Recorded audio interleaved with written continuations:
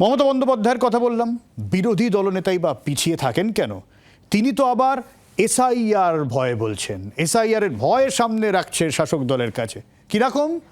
শুভেন্দু অধিকারী হইচই ফেলা দাবি করেছেন। কি হইচই ফেলা দাবি? ভবানীপুরে বিজেপি এসে গেছে, কারণ এসআইআর হয়েছে তাই, অর্থাৎ এসআইআর হয়েছে তাই ভবানীপুর বিজেপির। যুক্তি খাড়া করেছেন শুভেন্দু অধিকারী। 2024-এও ভবানীপুরে বিজেপির লিড ছিল, এইবারে তো আরও ভবানীপুর তাঁরই। কি বলেছেন শোনাই। এসআইআর এর পরে ভবানীপুর তো বিজেপির আবার হয়ে গেছে। ভবানীপুর বিজেপির প্রথম নয়, আমি জিতলে প্রথমবার জেতা হবে না। 2014 সালে তথাগত রায় দক্ষিণ কলকাতায় প্রার্থী ছিলেন, তখন কিন্তু ভবানীপুর বিধানসভায় বিজেপির লিড হয়েছিল 2000-এরও বেশি। অতএব ভবানীপুর বিজেপিরই।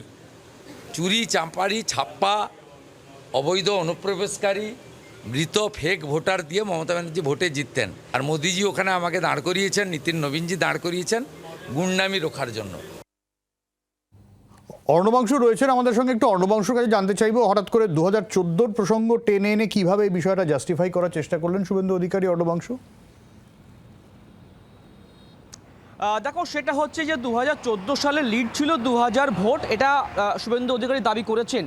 কিন্তু যখন আমরা দেখছি যে ভবানীপুর বিধানসভা কেন্দ্রে এসআইআর করার প্রায় 50,000 মতো ভোট বাতিল হচ্ছে বা হতে চলেছে, সেই জায়গা দাঁড়িয়ে তার এই দৃঢ় বিশ্বাস যে 2000-এর আরও বেশি ভোটে তারা এবারে জিতবেন। অর্থাৎ শুভেন্দু অধিকারী তারা দৃঢ় বিশ্বাস যে তিনি জিতছেন, কিন্তু এটা নতুন নয়, এটা আবারও তারা ভবানীপুর আবার তারা পাচ্ছেন। আজকে যখন তিনি নমিনেশন ফাইল করলেন নন্দীগ্রাম বিধানসভার জন্য, তিনি এবার পরবর্তীকালে ফাইল করবেন ভবানীপুর কেন্দ্রের মনোনয়নপত্র জমা দেবেন, কিন্তু আজকে প্রথম দিনে দিয়েই তিনি বললেন যে আমি ভবানীপুর আমরা জিতছি, আবারও জিতছি। সুতরাং এই দৃঢ় বিশ্বাসের মূল কারণটা হচ্ছে একমাত্র হচ্ছে এসআইআর। এই এসআইআর করার জন্য ভুয়ো ভোটার, মৃত ভোটার, ছাপ্পা ভোটার, বহিরাগত ভোটার সব বাদ পড়েছে। সেই বাদ পড়ার জন্য যে ভোটার এখন আছেন সেই ভোটাররা বিজেপিকেই জয়যুক্ত করবেন, এবং তার প্রেক্ষাপট হচ্ছে 2014 সালের নির্বাচন 2000 ভোটের লিড ছিল। তাই তার দাবিটা খুব এইভাবেই তিনি দেখছেন যে যেহেতু এসআইআর হয়েছে সে কারণে ভবানীপুরে কিন্তু মমতা বন্দ্যোপাধ্যায়কে আরও অতিরিক্ত মার্জিনে তিনি হারাতে পারবেন, এমনটা তার নেতার বিশ্বাস। অনেক ধন্যবাদ অর্ণবাংশু। আমি আবারও সৌমিতবাবুর কাছে যাবো। সৌমিতবাবু, তাহলে কোথাও গিয়ে কি এই বিষয়টা এতটাই সহজ এসআইআর এর অঙ্ক যে বিজয়ী প্রার্থীর মার্জিন ছিল এইভাবে 50,000 বাদে সেটা মেকআপ করা যাবে? আমি সৌমিতবাবু আপনার কাছে আসবো, কারণ খুব স্বাভাবিকভাবে গোটা বিষয়টা নিয়ে একটা রাজনৈতিক বিতর্কও তো হয়েছে, যেখানে শুভেন্দু অধিকারী এই দাবি এসআইআর হয়েছে ভবানীপুর তারই হবে। তৃণমূলের প্রতিক্রিয়া নেই। জয়প্রকাশ মজুমদার রয়েছেন আমাদের সঙ্গে। জয়প্রকাশ বাবু,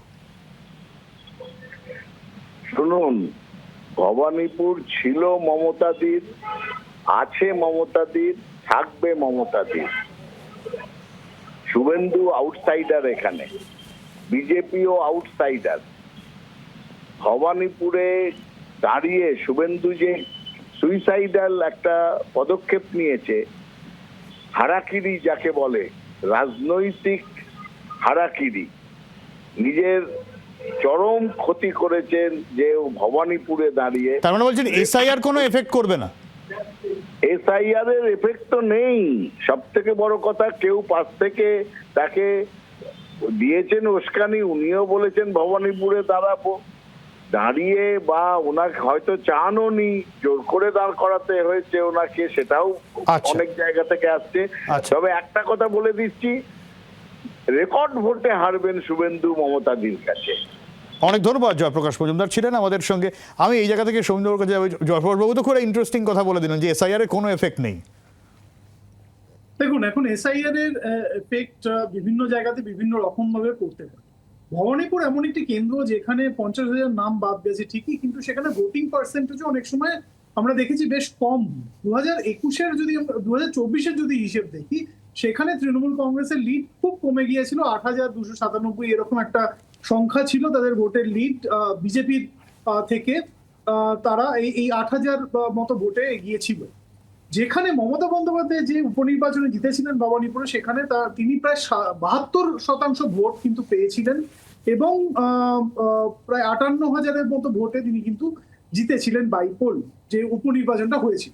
এখন যদি আমরা এই জায়গাতে আসি যে ভবানীপুরে কি হতে চলেছে সেইটা কিন্তু আমার মনে হয়, আমার ব্যক্তিগতভাবে মনে হয় যে এসআইআর এর প্রভাব খুব বেশি করে কিন্তু পড়বে না। কারণ বিধানসভা নির্বাচন, লোকসভা নির্বাচন, এইগুলোর কিন্তু অনেক রকমের ফারাক হয়। আমাদের যেটা বুঝতে হবে, যেটা জয়প্রকাশ বাবু দাবি করছেন এবং তৃণমূলও দাবি করছে, যে এখানে ক্যান্ডিডেট কিন্তু মমতা বন্দ্যোপাধ্যায়ের গড় হচ্ছে কিন্তু এই দক্ষিণ কলকাতা। তিনি সাংসদ ছিলেন, তিনি এখান থেকে বিধায়ক, এবং সেখানেই তিনি লড়ছেন। কাজে এটা প্রেস্টিজ ফাইট অবশ্যই, কিন্তু এই যে 72% ভোট তিনি গতবার পেয়েছিলেন উপনির্বাচনে, এবং যদি শোভনদেব চট্টোপাধ্যায়ের ভোটের হিসাব দেখি 2021-এর, তিনি প্রায় 58% ভোট পেয়েছিলেন। এবারে সেইটা কমে কতটা হতে পারে, যার ফলে বিজেপির পক্ষ থেকে তৃণমূল বা শুভেন্দু অধিকারী তিনি এতটা ভোট কাভার করে তিনি জিততে পারবেন, সেইটা নিয়ে কিন্তু অত সরল পাটিগণিতে কিন্তু এটাই হচ্ছে বিষয়, যে এসআইআর এমন একটা পরিস্থিতিতে আমাদের নিয়ে গেছে, আমরা কেউই অঙ্কটা ঠিকঠাক করতে পারছি না, কোনো রাজনৈতিক দলও করতে পারছে কিনা তা নিয়েও কিন্তু ধোঁয়াশা রয়েছে। শোভনবাবু, সঙ্গে থাকুন। বাংলার আওয়াজ, বাঙালির আবেগ, জি 24 ঘন্টা।